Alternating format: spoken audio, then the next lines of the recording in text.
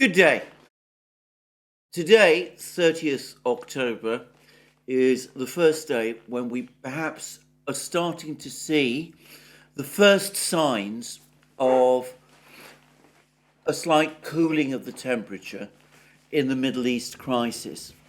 Now, this, of course, follows directly upon that vote in the General Assembly, the UN General Assembly, which marked a diplomatic defeat for the United States, and with clear signs that the mood in the Middle East, the current of opinion, not just in the Middle East, but around the world, was running strongly against an all-out attack on Gaza, ideas of displacing the population from Gaza,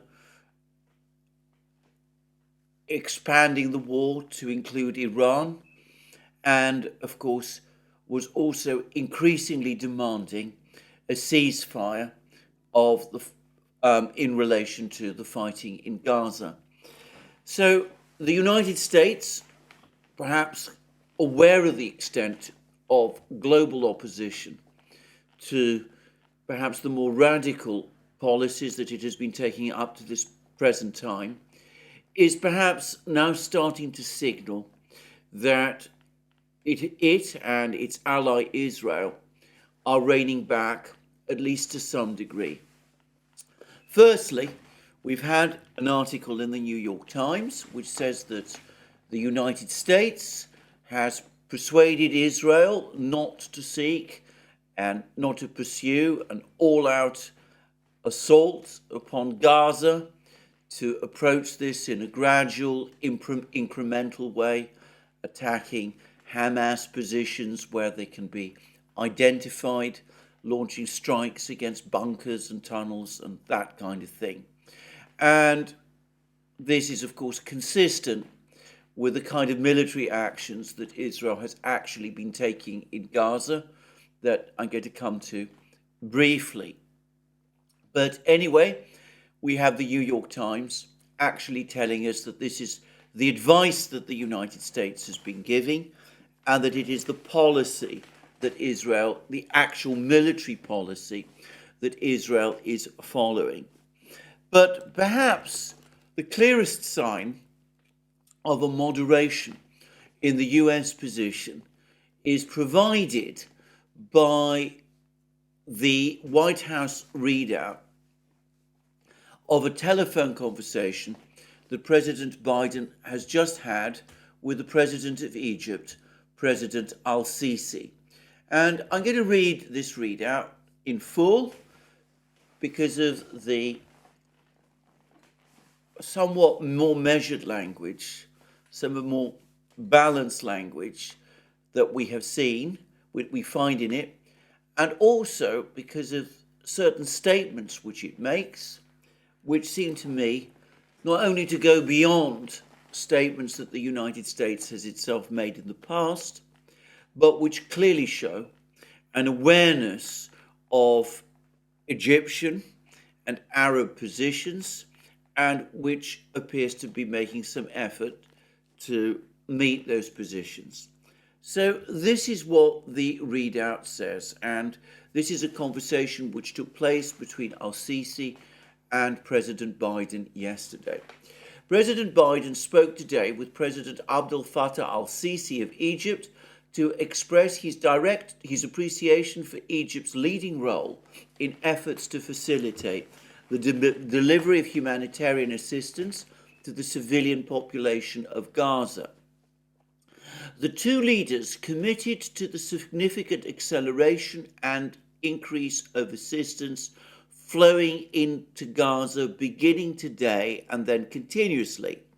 They also discussed the importance of protecting civilian lives, respect for international humanitarian law, and ensuring that Palestinians in Gaza are not displaced to Egypt or any other nation. Now let's take a step back and just pass this readout. And this is a White House readout. White House readouts tend to be rather terse and uninformative, but not in this case. And seeing all of this in a White House readout is, of course, is communicating information about US intentions to all Arab governments, whose foreign ministers, of course, will be reading this readout, and to the foreign ministries of the major powers, Russia, China, Iran, and others, and of course around the world. So first of all, we have Biden expressing appreciation for Egypt's leading role in efforts to facilitate delivery of humanitarian assistance to the civilian population of Gaza. And we see that he has committed himself and the United States to supporting Egyptian efforts to significantly accelerate and increase the assistance flowing into Gaza, beginning today, that's the 29th of October, and then continuously.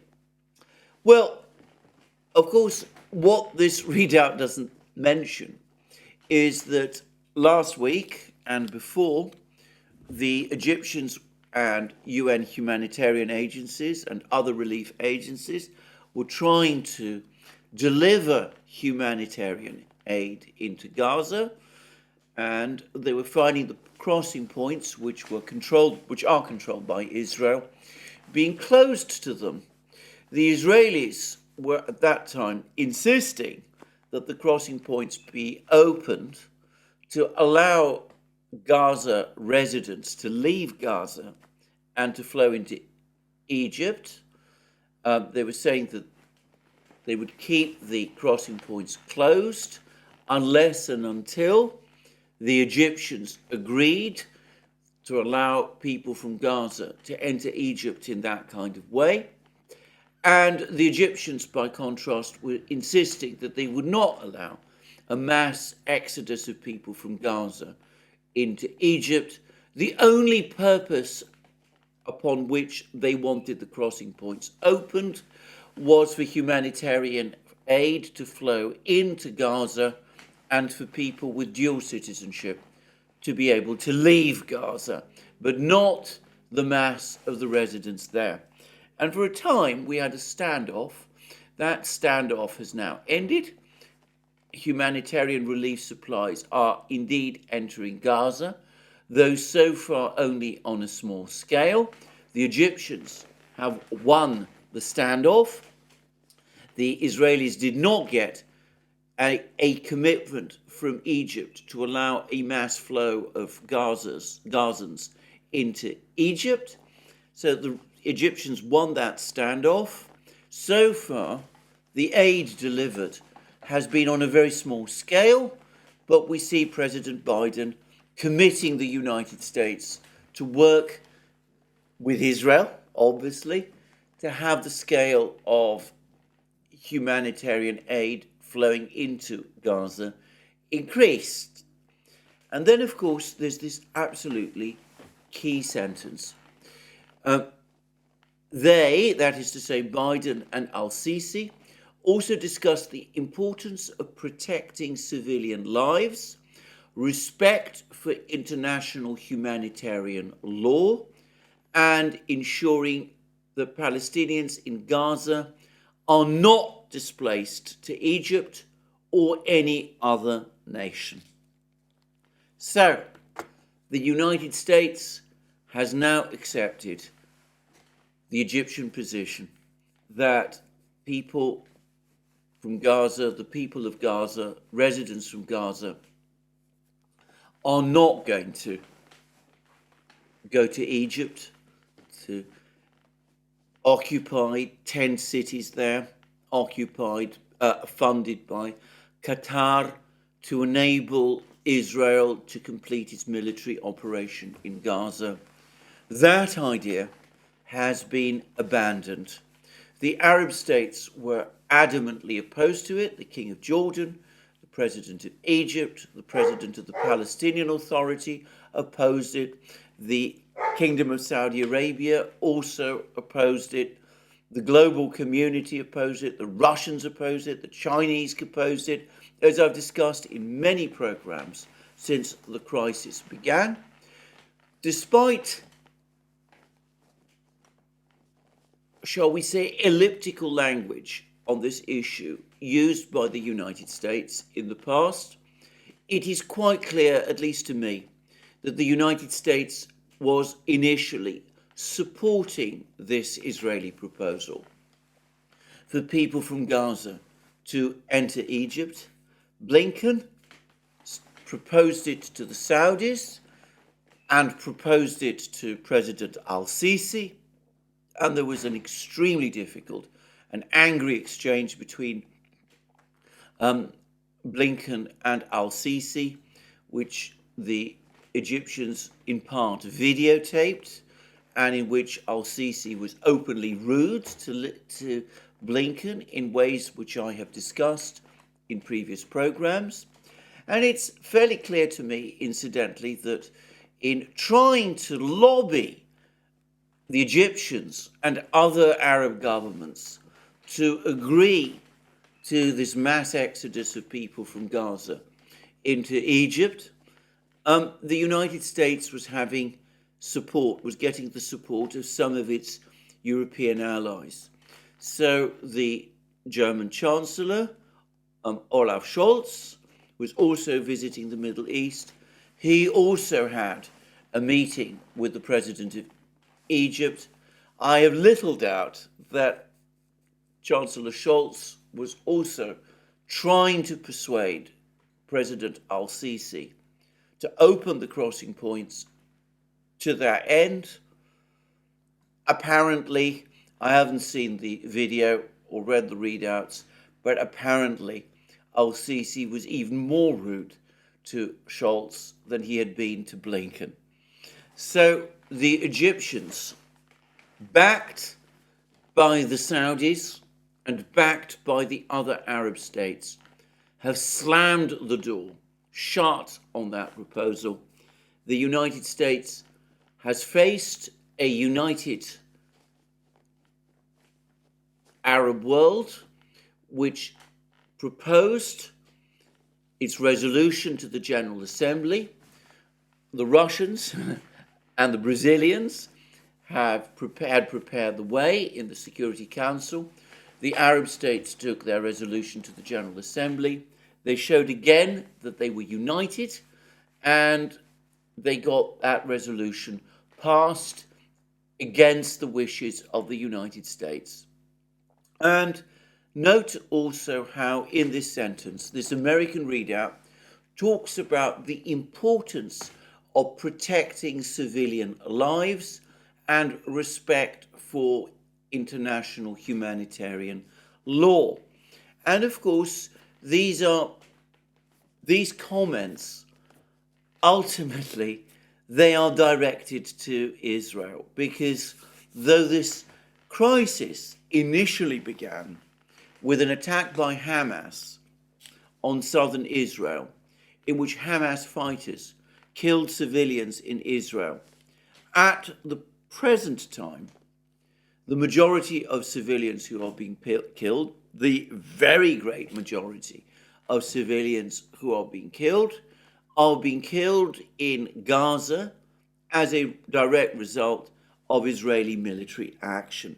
So now we're told that protecting those civilians and showing respect for international humanitarian law is important, and that is in an American readout.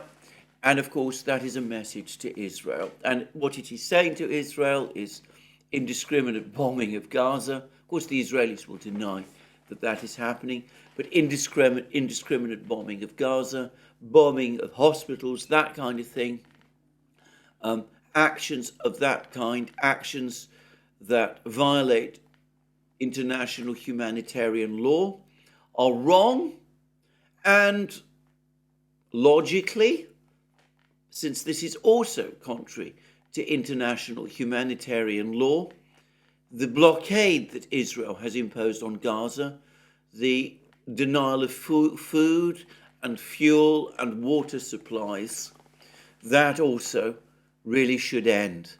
And in fact, I have seen some reports, I don't know how much credence to place on them, that in fact there has been some slight easing of the blockade, and perhaps following this readout, we will see more steps being taken to that effect.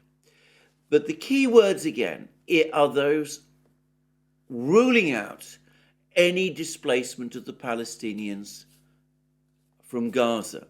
And note that the readout says that the Palestinians in Gaza should not be displaced to Egypt or any other nation. Ideas of sending them to any other part of the Arab world, to Jordan perhaps, or wherever, that is unacceptable. I think that these words, not displaced to Egypt or any, the Palestinians in Gaza should not be displaced to Egypt or any other nation.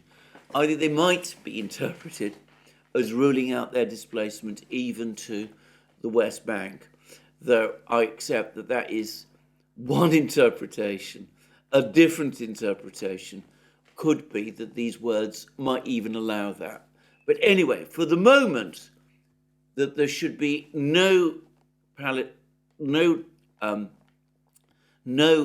displacement of the Palestinians from Gaza, that clearly is a concession to the Egyptians that the Americans have now been forced to make. And then we have further important words in this readout. The president briefed President Sisi. Actually, he should be President al-Sisi.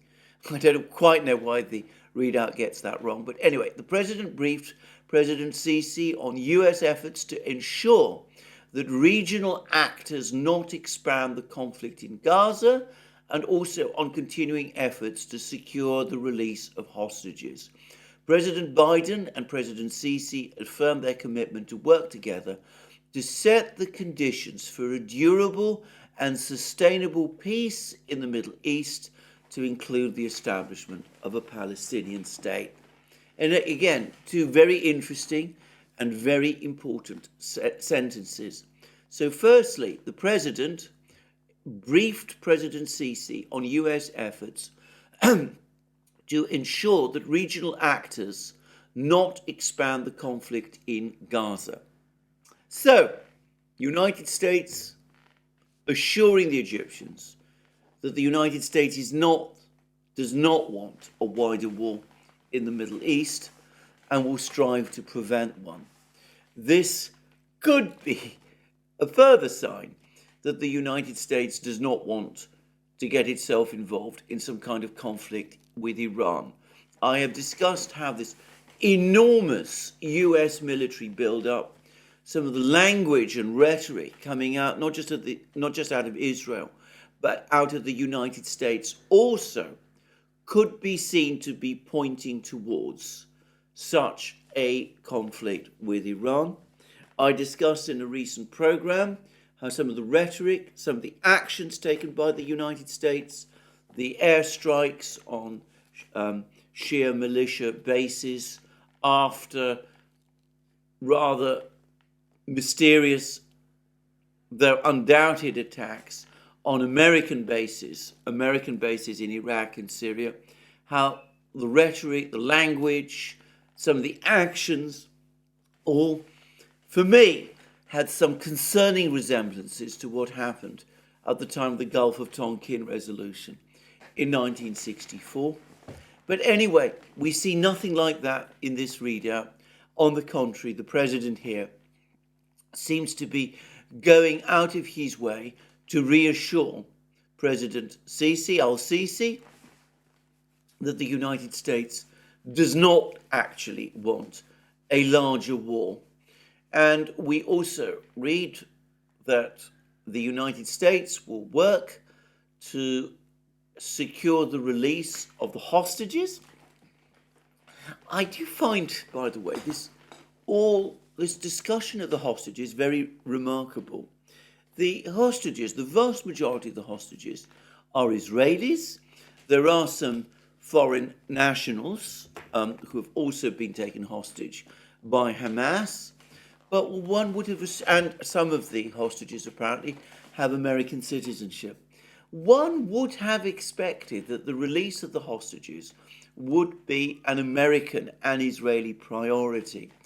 And yet we see that if one follows the structure and tone of this readout, discussion of the release of the hostages comes towards the end, as if this is somehow less important.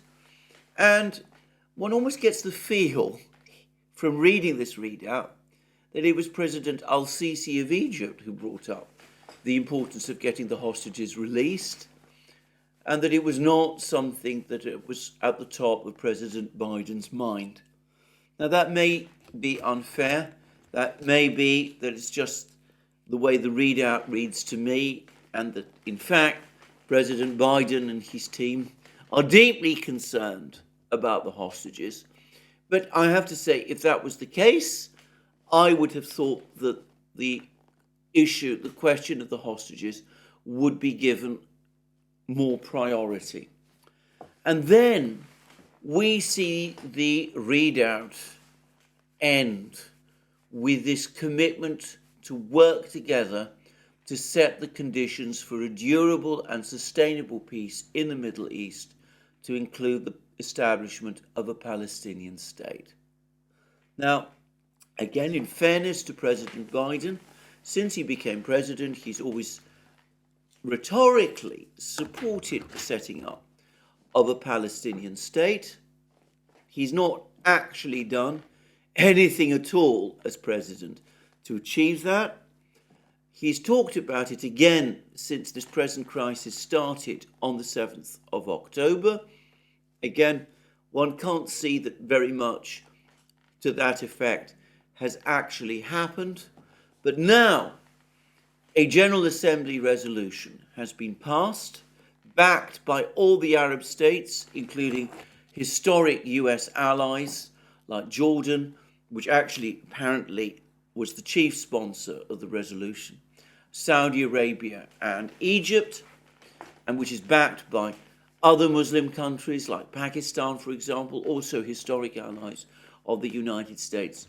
And we see that the president is now making a commitment to an Arab leader, President al-Sisi of Egypt, the leader of the biggest Arab state, that the United States from this moment on, this point onwards, is going to seek a durable and sustainable peace in the Middle East, to include the establishment of a Palestinian state. Rhetoric, we have heard, language we've seen from the Russians, from President Putin, from the Chinese, from Wang Yi, from the Saudis and other Arab leaders, but not so much, perhaps, from the Americans, and certainly not from the Israelis. It echoes closely the rhetoric of the resolutions the Russians and the Brazilians have proposed, and of course it also closely mirrors the ideas that have been floated by the Chinese and the Russians. Now, this is a very vague commitment.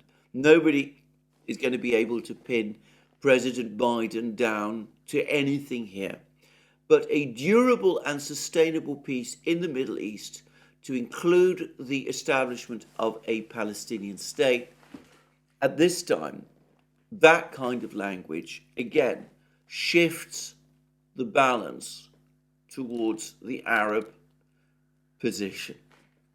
Now, contrast this readout, the tone of this readout, with the much more aggressive tone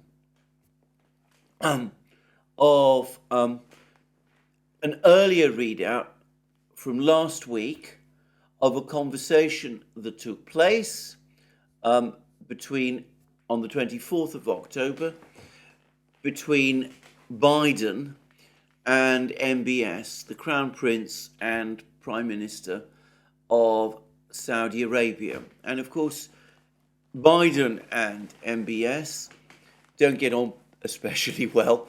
That's, I think, fairly well established. But it's clear from the language of the American readout of that call that at that time, the United States was in an altogether much more forceful and, dare I say it, aggressive move, aggressive in its support of Israel and its hostility to Hamas and in its desire to see the Israelis succeed in the ground operation that they were launching in Gaza, and also in their effort to, and perhaps in the larger effort, to push back or perhaps even defeat Iran. Now, consider the language of this readout. This is the readout that took place last week of the conversation between Biden and MBS. President Biden spoke today with Crown Prince and Prime Minister Mohammed bin Salman about the situation in the Middle East region. The President affirmed that the United States fully supports the defense of US partners facing terrorist threats, whether from state or non-state actors. So, the United States fully supports allies, US allies in the Middle East. Now, that could include Saudi Arabia, but it could also include, because it also includes Israel, when they face terrorist threats, whether from state or non-state actors. And of course, the reference to not a state actor clearly refers to Iran. And then he goes on, the readout goes on to say he discussed ongoing diplomatic and military efforts to deter state and non-state actors from widening the conflict between Israel and Hamas. So you see that in this other readout, the one of the conversation with MBS, President Biden is talking about US action to deter state and non-state actors. Deter state actors, again, refers to Iran, and of course we see the enormous build-up of military forces by the United States. And I've discussed in previous programs how this build-up goes far beyond deterrence. And indeed, going back again to my earlier programs, it looked to me as if much of the rhetoric about deterrence and self-defense seemed, if anything, to be pointing towards preemptive, as the US would say, preemptive military action against Iran. Now, there is one specific fact about this earlier readout, the one between Biden and MBS, which instantly sets it apart from the readout I've just discussed between Biden and al-Sisi. The readout between Biden and al-Sisi nowhere mentions Hamas. The word Hamas in that readout nowhere appears. Whereas, of course, in this earlier readout, the one discussing the conversation between the conversation between Biden and MBS, we see that there is a specific reference to Hamas. He discussed ongoing diplomatic efforts to deter state and non-state actors from widening the conflict between Israel and Hamas. In the other readout, it's the Palestinians. In this, the later readout, the one between Biden and al-Sisi, it's the Palestinians who get mentioned. In this readout, up to this point, it is Hamas. And then we read, the two leaders agreed on pursuing broader diplomatic efforts to maintain stability across the region and prevent the conflict from expanding. But this, of course, comes after the American warnings about deterrence. They welcomed the delivery of humanitarian assistance from Egypt into Gaza and recognized that much more is needed for civilians to have sustained access to food, water, and medical assistance. And then there is a discussion about humanitarian assistance being provided by the Gulf Cooperation Council, and Biden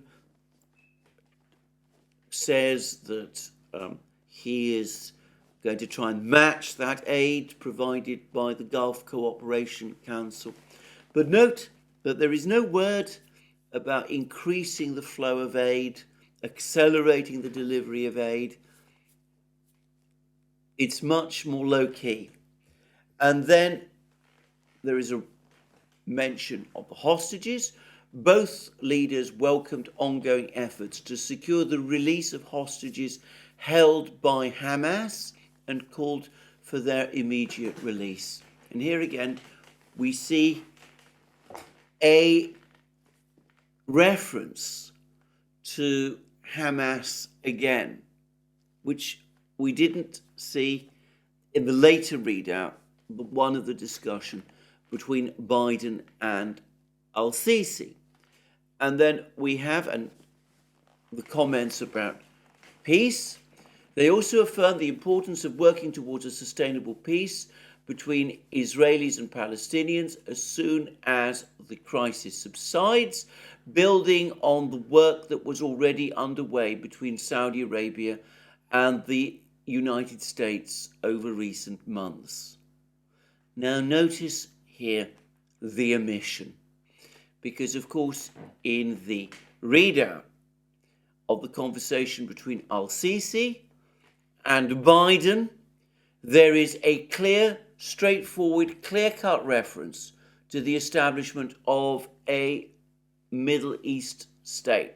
President Biden and President Sisi affirmed their commitment to work together to set the conditions for a durable and sustainable peace in the Middle East, to include the establishment of a Palestinian state.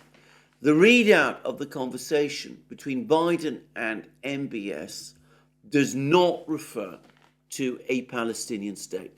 They also affirm the importance of working towards a sustainable peace between Israelis and Palestinians as soon as the crisis subsides. No reference to a Palestinian state. Building on the work that was already underway between Saudi Arabia and the United States over recent months. So what Biden was actually talking about was not setting up a Palestinian state. He was trying to persuade MBS to work again on this American proposal for Saudi Arabia and Israel to normalize relations, establish diplomatic relations with each other, and move forward with that in return for the United States looking the other way as Saudi Arabia pursues its nuclear weapons program and all of those things. And supposedly this was going to lead to some kind of a sustainable peace, but it was completely unclear how. Well, now Biden is talking not just about a sustainable peace, but a durable and sustainable peace. In other words, a long-term peace, one which will resolve this conflict once and for all. And he's promising al-Sisi that it will be via the establishment of a Palestinian state. So, we can see how much things have changed over the course of the last week. And we can also see how the diplomatic efforts that have been underway between the various parties, the Russians, the Chinese, the Iranians, the Arab states, all of them working together, the Brazilians, of course, also, the other BRIC states, the countries of the Global South, the ASEAN states, which also made their own statement calling for the establishment of a Palestinian state.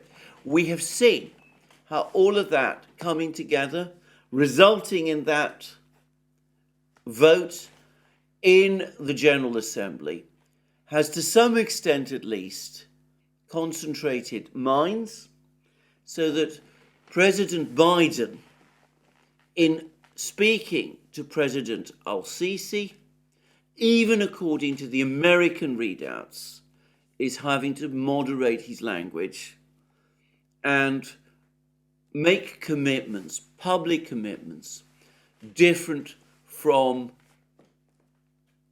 what perhaps he would have wanted to make.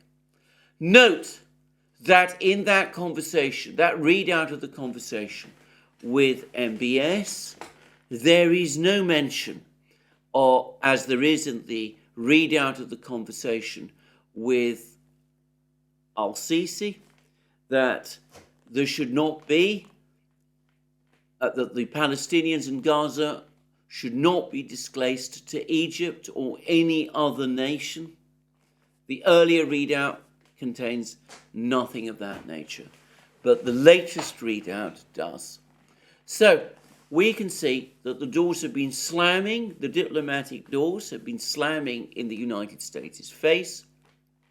It has suffered a political defeat in the General Assembly.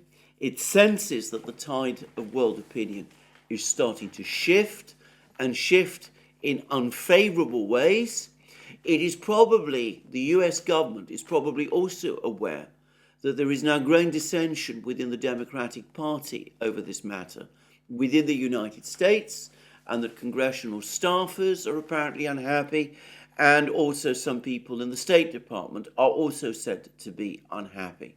I have said many times that the United States, even this administration, cannot just ignore these sort of pressures, these sort of diplomatic pressures. We see that even in Europe, support has been splintering. France voting for that General Assembly resolution, and we see that it is starting to have an effect.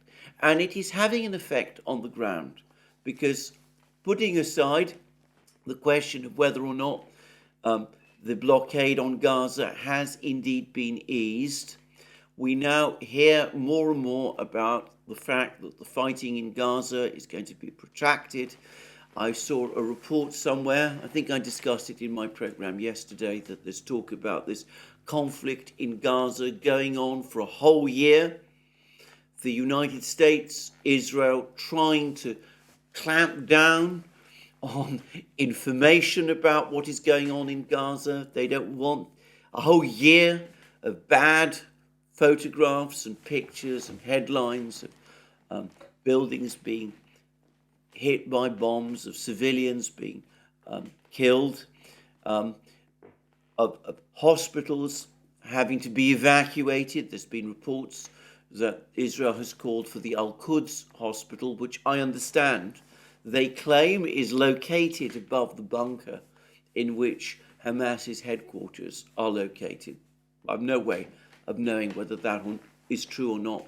Anyway, they've apparently called for that particular hospital to be evacuated from its location. Anyway, all of that, the United States and Israel, understanding how much damage all of these pictures have done, they want to clamp on circulation of that information, and they want to try and keep that clampdown going for the year or more that they think this conflict will last. Now, whether they're going to be able to achieve that is, of course, an entirely different matter. I was reading in the Daily Telegraph, of all places, that around 100,000 people are now regularly protesting against the Israeli bombing of Gaza in London. I don't know whether that is true or not. I haven't seen many reports about these protests, but I do understand that they are large. I understand that there are protests going on in the United States. And of course, protests in the Arab and Muslim world are escalating. Now, there was a protest, a violent protest, in one particular location where protests of this nature continue to be deeply embarrassing. especially embarrassing to the government. And this was the protest that took place in Dagestan, when reports circulated on Telegram, and there's been links to one particular Telegram channel, which was apparently very active in circulating these stories, and links that have been apparently point to this particular Telegram channel being run from Kiev. I saw that the Financial Times, no less, acknowledged that this was the case, and acknowledged that this particular Telegram channel had been set up by Ilya Ponomaryov, who is a Russian politician, very much in conflict with President Putin and his government, and that anyway, there were reports that it was this particular channel that played the leading role in inspiring these protests in Dagestan. Now, it was these Telegram channels that were responsible for this. This is not, by the way, entirely surprising. The Ukrainian government has been trying to create problems for the Russians in the Northern Caucasus throughout the period of the special military operation, which is entirely unsurprising. The Russians had to fight a very prolonged and very difficult war in the Northern Caucasus, firstly against the Chechen independence movement, they would say the Chechen separatist movement, and of course against the jihadi fighters who eventually launched their own insurgency, piggybacking off that Chechen separatist or independence movement. The Russians eventually prevailed in that conflict. Most of the local people sided with them in the end. So did the political leaders of these regions. So, by the way, did most of the religious leaders also in the end. But, of course, this remains a region about which the Russians are concerned. And, of course, anyway, and beyond that, as I've discussed in the past, the Russian government has to take into account the feelings of the large Muslim community in Russia, which accounts for, I believe, between 10 and 20% of the population of Russia. They have to take that into account, and they have to take into account especially the feelings of the Chechen fighters and the other fighters from the Northern Caucasus who are playing a very important role in the war against Ukraine in the area of the special military operation. So the Russians can't afford to just disregard all of that, and of course they're not doing so.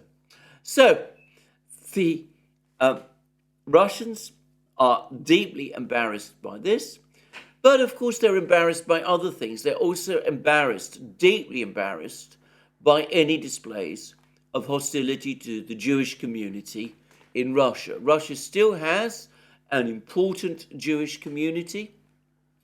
The Russian authorities are very conscious of the complex and difficult history of relations between previous Russian governments and the Jewish people. The word pogrom, of course, connects to anti-Jewish movements, actions, violent actions, which took place in Russia in the lead up to the revolution in the late 19th and early 20th century. They don't want the world to think that those kind of sentiments still exist in Russia. So these protests that took place in Dagestan are, for the Russian authorities, an extremely sensitive issue. And the trigger were reports circulated by these Telegram channels, which do seem to have been connected to Ukraine. Certainly the Financial Times appears to think so. These protests were triggered by reports that an aircraft coming to The main airport in Dagestan from Tel Aviv was coming with Jewish refugees who would presumably have been allowed to settle in Dagestan. And these reports, and I have no doubt at all the work of some local agitators, managed to get several hundred people to occupy the airport and to intimidate and frighten passengers. And there was shops were looted and a fair amount of damage was done. And there's reports now that a police officer who was participated in the operation which cleared these protesters from the airport, that one particular officer has now died as a result of injuries which were inflicted as this protest was eventually brought under control. Now, there's been some criticism of the Russian authorities about the way in which the protest was handled. I think that the authorities would have wanted to act with great circumspection, knowing perfectly well the strong feelings of Muslim believers in the Northern Caucasus and the recent history of the wars there. They do not want to be seen taking violent action to suppress a protest which might have resulted in large numbers of people being killed. And that will have influenced the way in which this protest was brought under control. But the leaders of Dagestan, the political and religious leaders of Dagestan, have been outspoken. They've condemned this protest in the strongest terms. Putin is going to chair a meeting in Moscow connected to it. The chief of the investigative committee, Russia's equivalent to the FBI, a man called Bystrykhin, has been put in personal charge of the investigation.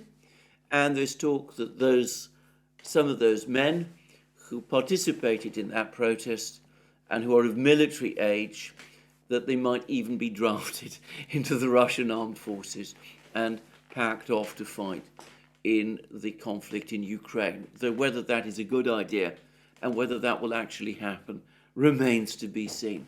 Anyway, that of course was one protest amongst many, and it had its distinct features, but that there have been many protests around the Muslim world connected to these events, that is indisputable.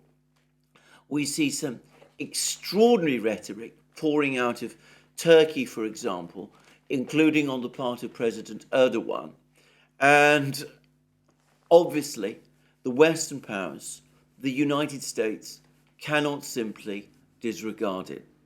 Now, in my program yesterday, I discussed other diplomatic action which the US president is taking. He's had a 1-hour meeting, it turns out, with Wang Yi, the Chinese foreign minister, and Wang Yi has also had extensive meetings over the course of a 3-day visit to Washington with the US Secretary of State, Tony Blinken.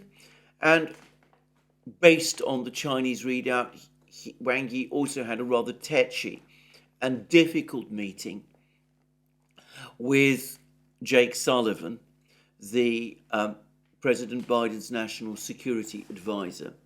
Now, I'm going to say briefly that reading the readout, the Chinese readout of the discussion between Biden and Wang Yi, I sort of came away with the impression that Biden did at least try to convey the impression that he was sorry for some of the things he has said in the past about Xi Jinping.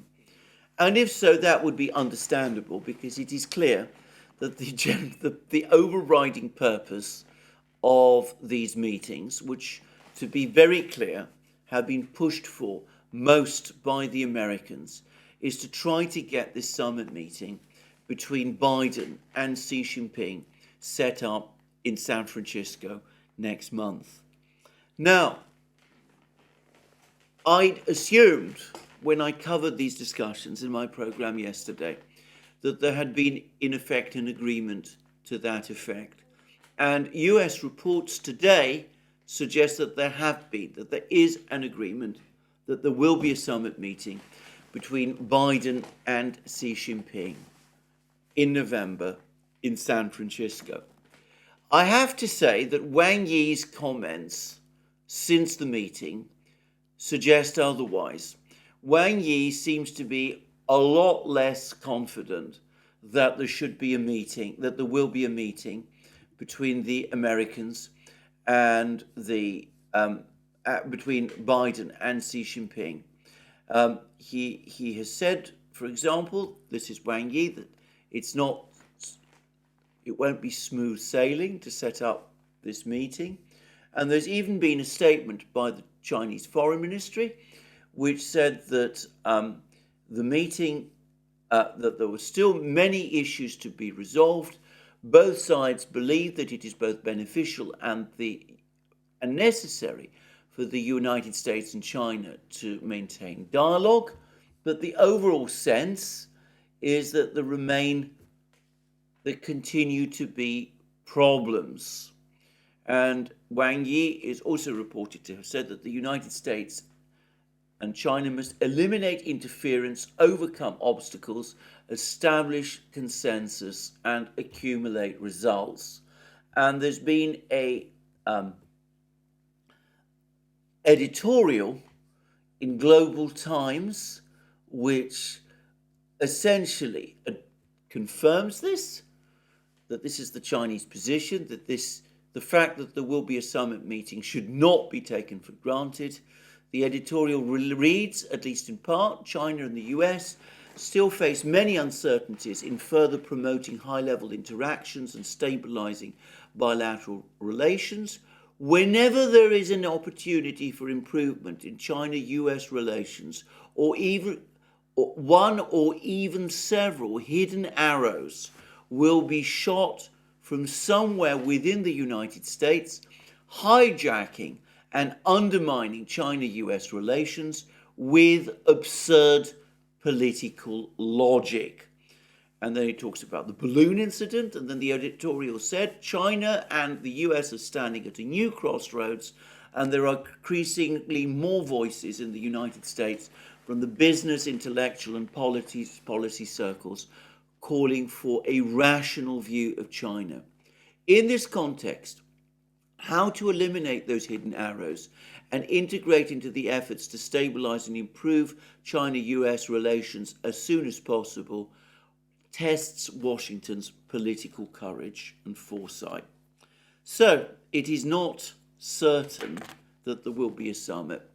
I think that there will nonetheless be a summit. I think for the Chinese to decide that there won't be a summit, for Xi Jinping not to go now to San Francisco and to meet Biden there, would, after all these efforts and all this time that both sides have invested into this process, be such a slamming of the door in the face of the United States that it would risk putting the entire relationship between the United States and China into a potentially disastrous and uncontrolled tailspin. It'd be very difficult to see how relations between Biden and Xi Jinping could be repaired in the event of that. And of course, the Chinese have to consider that if Biden is re-elected next year, which of course still remains possible, then by acting in this way, by slamming the door in Biden's face, China might be jeopardizing its prospects of improving its relations with the United States for a further 5 years. So I think a meeting will take place.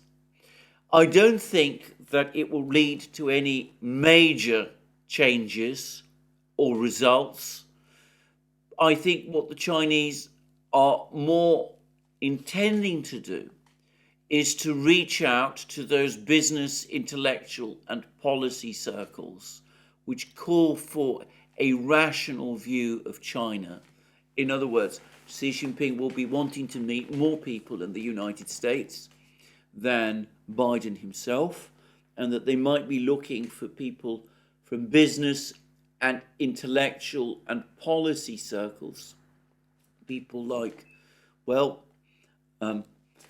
Tim Cook, the head of Apple, Elon Musk, others like that, who knows whom, and also intellectuals and people in the academic community, that kind of thing, in a hope that in some way, once this particular administration has left the scene, something can start to be built up again. Whether that is a realistic prospect, frankly, I rather doubt. But I think overall that we will get a summit, and I suspect that that is the Chinese objective. Anyway, it's clear that one topic that the Chinese did not want to discuss in any detail in Washington was the issue of Ukraine. They didn't talk about this. China is boycotting this latest meeting of people, countries that the Americans are putting together in Malta to talk about a settlement of the crisis in Ukraine. The Chinese at the moment are hosting the Russian Defense Minister Sergei Shoigu in Beijing, where he's attending a military conference. That relationship remains extremely strong. And of course it is doing so, even as the military situation, the Russian military situation in Ukraine is becoming stronger, and Ukraine's military situation is deteriorating.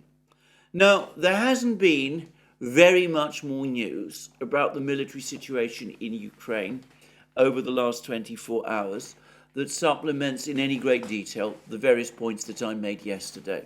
Suffice to say that Russian reports continue to speak of progress in the Avdeyevka area, and there are now increasing reports of a crisis in the relationship between President Zelensky and General Zaluzhny, with Zaluzhny apparently, according to Ukrainian reports, demanding an urgent meeting, not just with Zelensky, but with all other military and civilian commanders and leaders in Kiev to discuss where the events are going and what to do about Avdeyevka, which is rapidly becoming an operational crisis.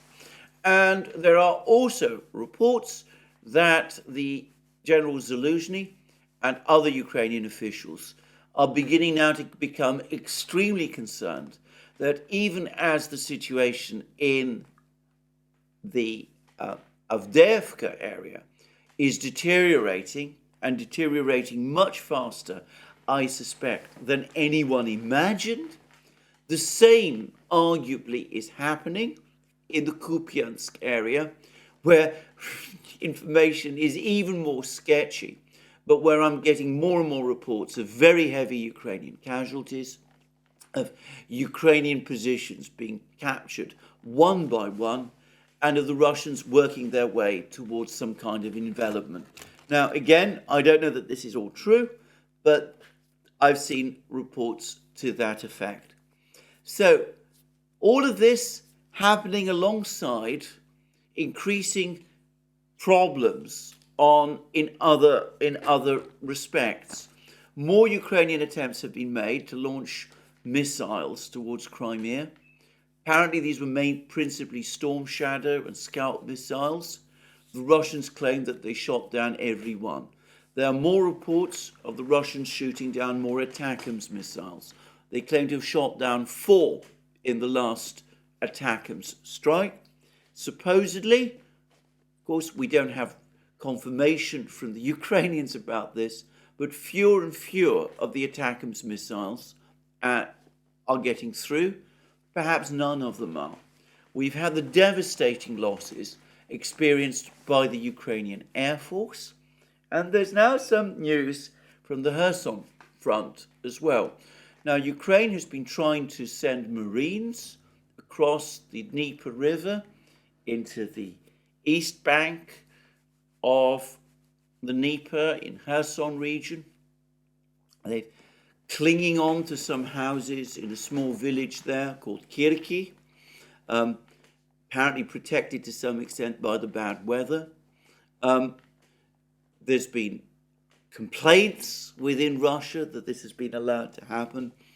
And the news that's come through yesterday is that General Templinsky, the overall commander of Russia's airborne forces, his paratroopers, the man who carried out a virtuosic defense of Kherson city and of Kherson, on the west bank of the Dnieper during the Ukrainian offensive last year, the man who is widely considered to be amongst Russia's best battlefield commanders, has now taken command of Russian troops on the east bank of the Dnieper in Kherson region.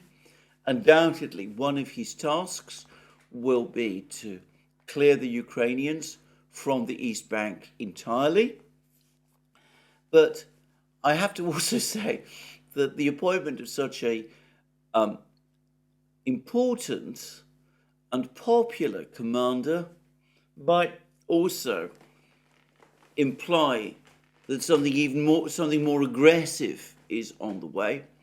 And I recall that people like Sladko, the governor of Kherson region, the Russian-appointed governor of Kherson region, have claimed in the past that there is a Russian plan to reoccupy Kherson region west of the Dnieper.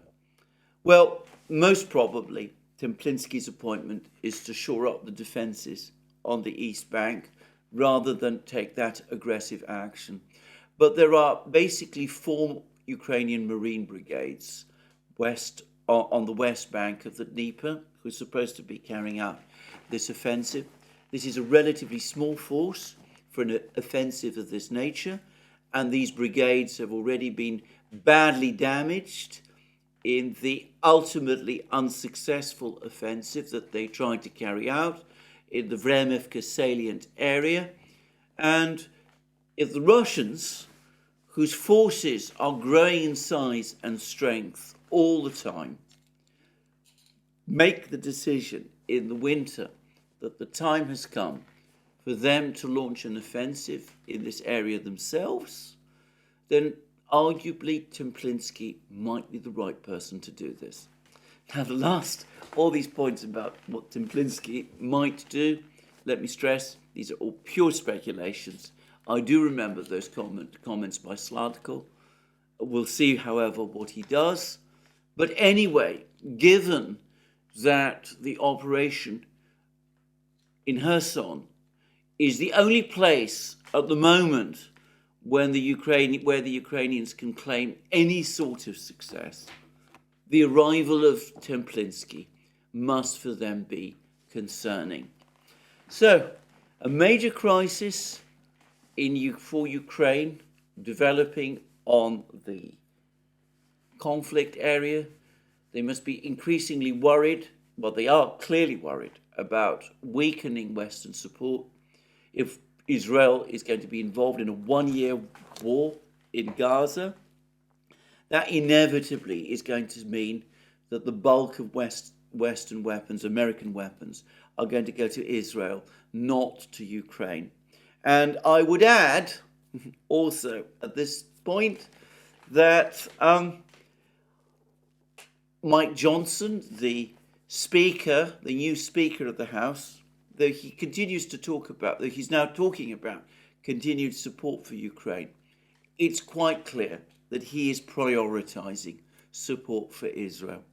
So bad news for Ukraine, a more confident mood all the time, from what I can judge, in Moscow, at least where the war is concerned, and a significant shift in the American position over the Middle East. Well, perhaps this is the moment, today is the day, when the great crisis in the Middle East is going to start to abate. We shall see. And of course, in Ukraine, it seems to me that the situation grinds on towards its now inevitable conclusion. But this is where I end this video for today. There'll be more from me soon, obviously. Remember, you can find all our programs on our various platforms, Local, Rumble, and X. You can support our work via Patreon and Subscribestar, links under this video. And don't forget also to check out our shop, where you will find all the amazing things that we have there, our magic mugs, hats, hoods, hoodies, t-shirts, all those things. And last but not least, if you've liked this video, please remember to tick the like button and to check your subscription to this channel. That's me for today. More from me soon. Have a very good day.